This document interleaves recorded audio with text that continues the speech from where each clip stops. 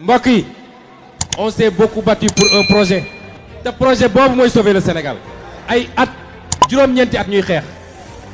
joxuñu nit xaalis.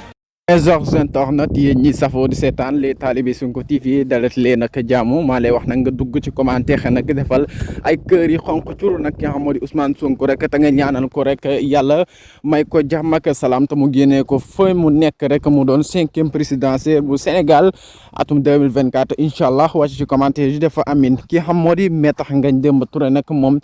ginnaaw nag bi nga xam se ne nag ñu ngi koy wër ba tey daal gaay yi rek ñu ngi ci ay tànkam ba tey mënagun kaa gis nag benn yoon kii nii di Maître Ngagne Demba Touré ginnaaw nag moom toujours rek day génn rek di lancer peuple bi li nga xam si ne moo di appel ginnaaw Ousmane Sonko rek ginnaaw ban ko jàppee moom Maître Ngagne Demba Touré ñi xam moo di parti Pastef nag ñu tas ko ñu ci bari jàpp na leen dugal ci kaso bi moom daal dafa dawoon laqatu ji mais laqatu jiwul. mbokk yi